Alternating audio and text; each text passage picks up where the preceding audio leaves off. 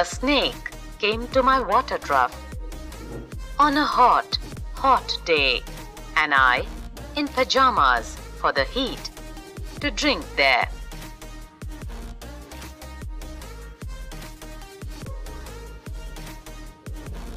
In the deep, strange scented shade of the great dark carob tree.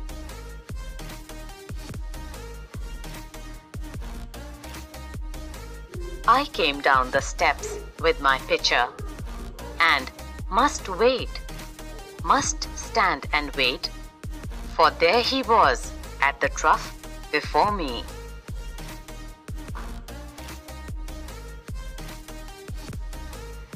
He reached down from a fissure in the earth wall in the gloom and trailed his yellow-brown slackness soft-bellied down over the edge of the stone trough.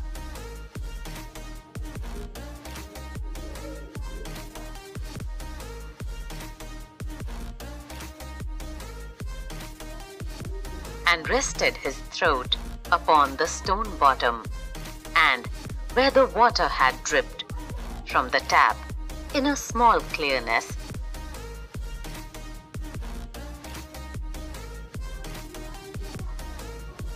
he sipped with his straight mouth, softly drank through his straight gums into his slack long body, silently.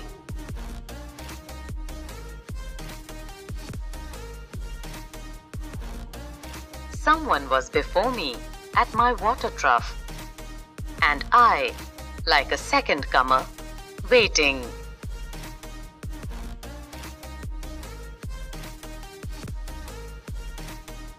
He lifted his head from his drinking, as cattle do, and looked at me vaguely, as drinking cattle do, and flickered his two-forked tongue from his lips, and mused a moment.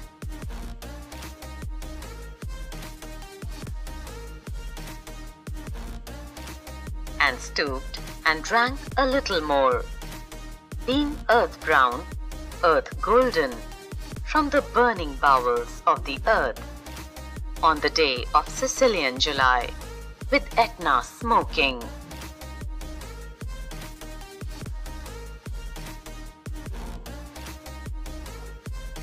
The voice of my education said to me, he must be killed, for in Sicily, the black snakes are innocent.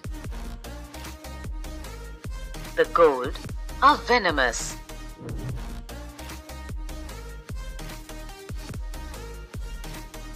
And voices in me said, if you were a man, you would take a stick and break him now and finish him off.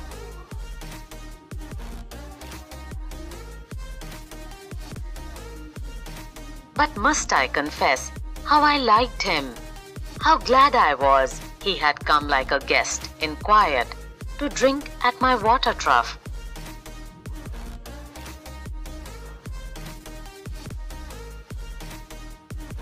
And depart peaceful, pacified, and thankless into the burning bowels of this earth.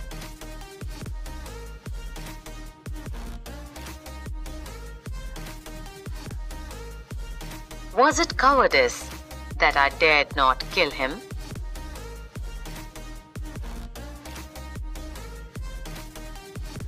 Was it perversity that I longed to talk to him? Was it humility to feel so honored? I felt so honored.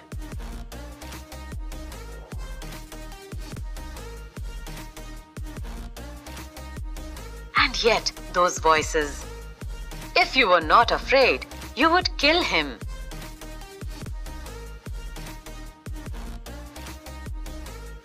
And truly, I was afraid. I was most afraid.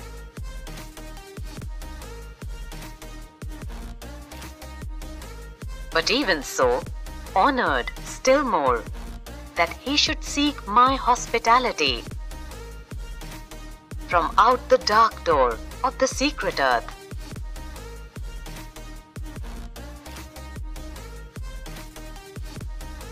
he drank enough.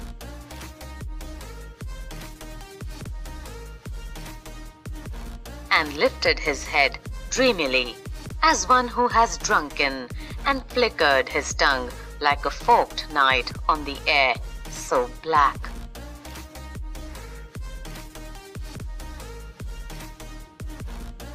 Seeming to lick his lips, and looked around like a god, unseeing into the air.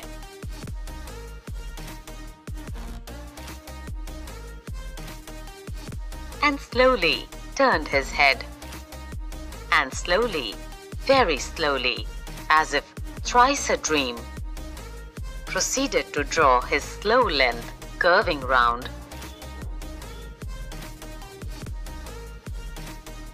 and climb again the broken bank of my wall face.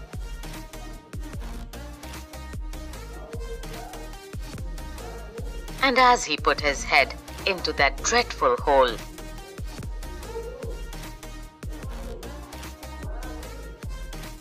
and as he slowly drew up, Snake easing his shoulders, and entered farther,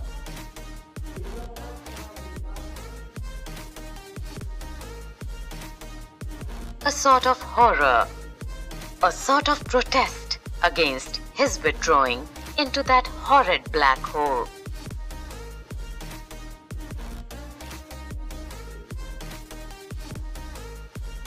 Deliberately going into the blackness, and slowly drawing himself after, overcame me, now that his back was turned.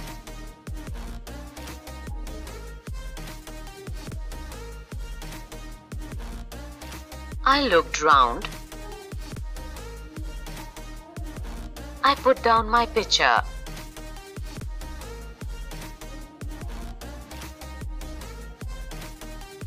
I picked up a clumsy log and threw it at the water trough with a clatter.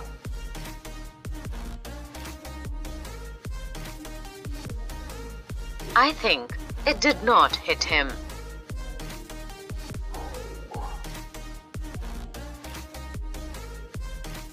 But suddenly, that part of him that was left behind convulsed in undignified haste, writhed like lightning,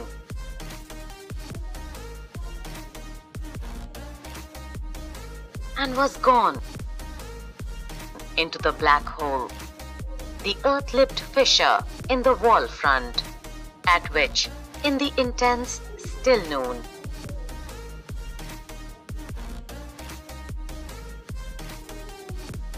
I stared with fascination, and immediately I regretted it.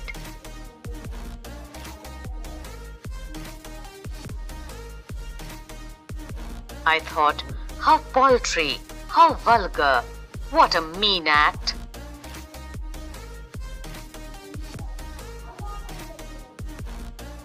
I despised myself and the voices of my accursed human education.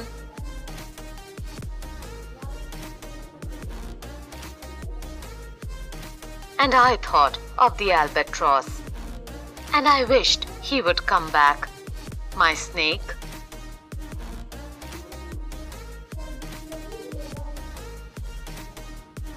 For he seemed to me again like a king in exile, uncrowned in the underworld, now due to be crowned again.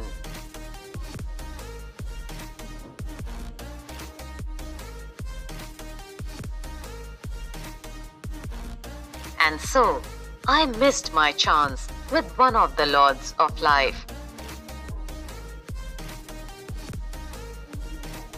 And I have something to expiate, a pettiness.